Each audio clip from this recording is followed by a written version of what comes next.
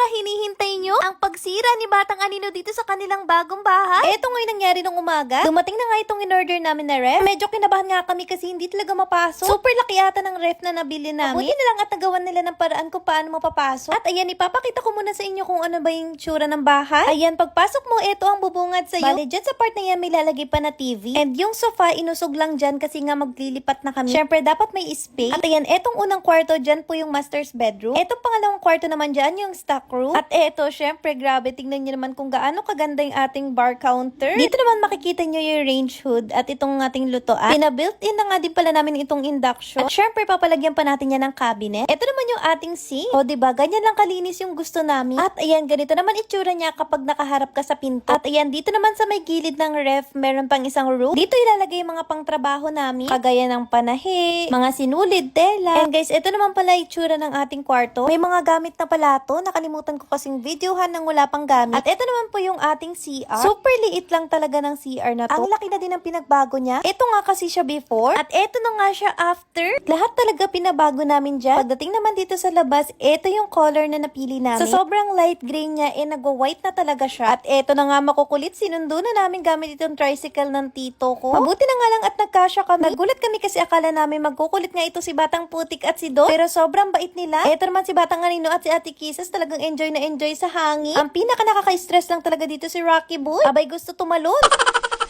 At eto na nga reaksyon nila pag uwi dito sa bahay. Abay nagsipupo agad. Si Batang Anino naman parang kitikiti. Kaya naman si Daddy Ralph panay habol sa kanila. Parang nga sila naliligaw dito sa bahay. Paano ba naman mas malaki talaga to dun sa may dati namin tinitirahan. Kaya naman laking-laki na talaga sila dito. Ang buong akala nila mansyon na talaga. O ayan, naliligaw pa nga si Ate Kisses.